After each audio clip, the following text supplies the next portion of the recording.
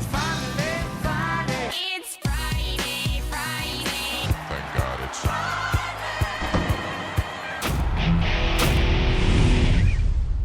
All right, welcome back to the Friday Show. I'm Scott Jagow, along with Ray Paulick. Glad to have you with us. Coming up, we're going to talk about that Arrogate performance and this weekend's Kentucky Derby preps.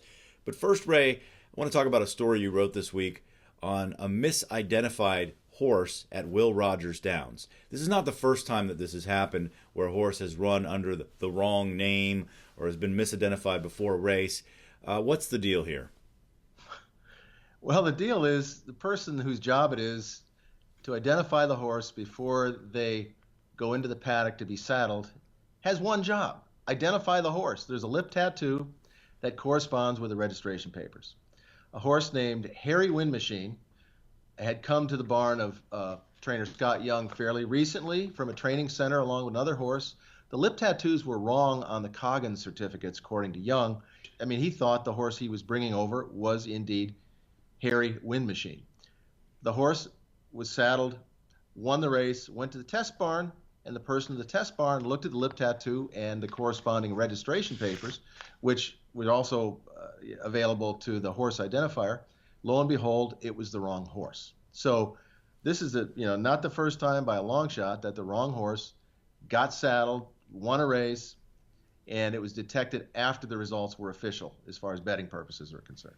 The good news is that the Jockey Club going forward is going to require microchipping for thoroughbreds. So I guess that is going to be a technology step forward. Certainly it is when you consider that lip tattoos were started being used in 1947. So we finally made it to microchipping, which has been around for several years. That's good. Of course, humans will also be involved, so there's still a chance for error.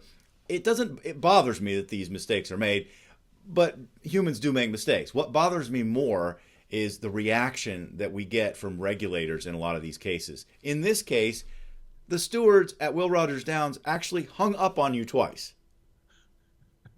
Tell me about it. I've been hung up on before, but never by stewards. I called them. I was checking the day's races, and there were 20 minutes to post. They'd showed a replay of the previous race, so I thought this would be a good time to try to catch them.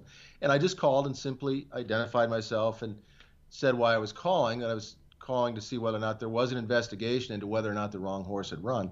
And all of a sudden, there was a click. And I thought, well, we got disconnected. I called back and I got the same person, and he just said in not a very nice way, and I could say he yelled, "No comment," and click, and went away. So, right. I mean, I know there's a tendency to circle the wagons when things happen, but this is not a private industry. This is a regulated industry where gambling is involved, and come on, act like a grown-up. It really bugs me because the horse players lose in these situations. They don't get their money back. I mean, the wrong horse ran in the race, and there was betting on that horse and other horses in the race. It's just it's unacceptable. But if there is a mistake made, own it so that going forward, we know that you're paying attention, that, okay, we admit there was a mistake. We're going to fix it. We're going to correct it. We're going to change this. But to hang up or not comment or sweep it under the rug, which happens so often in this industry, it's infuriating from the standpoint of the bettor, from the standpoint of the fan. And that's what bothers me more than anything about this. I do want to say the trainer was very upfront, said that, he was embarrassed about it. I don't think there was any chicanery involved here. It was an honest mistake. But the person that identifies the horses before they're saddled has one job. And it's not always easy because the lip tattoos can be smeared and the horses maybe aren't the most cooperative sometimes. So like you said, I think it's going to be a great thing when we move toward microchipping for identifying horses. All right, let's move on and talk about that performance by Arrogate in the Dubai World Cup. After the race, Bob Baffert and others made comments that were in a historical context, the greatest horse since Secretariat kind of thing. After we've had a few days to process it, are you on board with that kind of talk?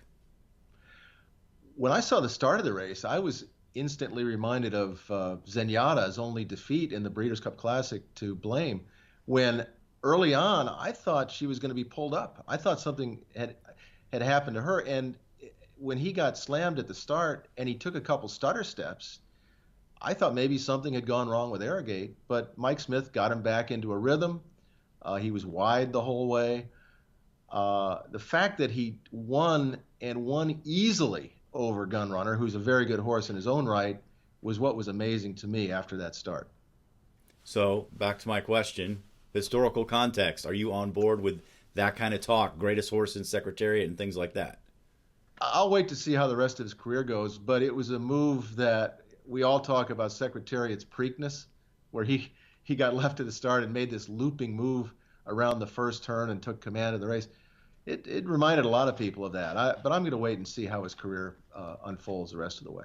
Yeah, it's so hard to talk about these horses from previous generations compared to now because things are different. I'm going to wait too. I thought it was very impressive. It wasn't as dramatic as the Zenyatta race where she was so far behind, but I was kind of yelling at the TV wondering what Mike Smith was doing, keeping him so far out in the track. Of course, the week before I had said he keeps himself out of precarious situations in these big races, and that's what he was doing because he knew how good the horse he had underneath him was, so he was okay going wide, running a farther distance because he knew what he had underneath him. And, that's just a smart jockey knowing his horse. And so I give Mike Smith a lot of credit for that ride. And then, of course, as you said, Arrogate in the stretch, it looked like the other horses were standing still. So that was a very visually impressive win. And we'll see going forward how he finishes out his career. Okay, let's move on and talk about the Kentucky Derby preps this weekend. Let's start with the Louisiana Derby. Who do you like in that one? For me, this weekend is going to be all about Todd. In this race, I like Monaco, a Todd Pletcher trained son of Uncle Mo, who cost $1.3 million last March at the OBS 2-year-olds in training sale. Broke his maiden by 12 lengths last time out at Tampa Bay Downs, and adds blinkers. So, winning by 12 isn't good enough. We're going to add blinkers, make them even better. I think the horses that have been racing against each other are a little suspect at the fairgrounds. So I'm looking for an outsider like Monaco to come in there and dominate. Yeah, Pletcher traditionally has had horses early. The last couple of years, they've kind of come on late. That seems to be the case this year. There's another one in here by Pletcher, trained by Pletcher, called Patch, who's a Calumet horse who's raced twice. In the first race, he came running late. A lot of horses will do that. They'll figure out what they're supposed to be doing. And then in his next race, he won rather handily. So I think he's moving forward quickly, and Pletcher does well with those horses. So I think he's going to step up and be competitive. I do want to mention another long shot in here, though, Hollywood Handsome, because he's trained by Dallas Stewart. And Dallas Stewart in these races, you cannot leave him out of the trifecta. All right, how about the Florida Derby? Once again, Todd Pletcher, always dreaming, is a horse that after he broke his maiden so impressively at Tampa, I've been waiting to see him get some, face some stiffer competition. Last time out was a very easy allowance win over, fairly lackluster field. He'll get tested here with Gunnevera on the outside, but I think this son of Bodemeister can stand to step up in competition and do a little surprising in the Florida Derby against a pretty good field. Yeah, I'm going to go with another not favorite horse, State of Honor, who is trained by Mark Casse. He's got a lot of foundation underneath him. He's getting blinkers off. And I think what the plan is with Julien Leparoux is to take him back a little bit. He's been forward in the last couple of races. I think they're going to take him back and let him make a run. He'll probably be maybe mid-pack. I think State of Honor is an interesting horse for Mark Casse. Now, if he were to win this race and move forward and win the Kentucky Derby, it would be Casse's first Kentucky Derby. So our poll question, it revolves around the trainers that have the potential to win the Kentucky Derby for the first time this year. Of these trainers, which one do you think has the best chance of making that accomplishment come true? All right, that's going to do it for this edition of the Friday Show.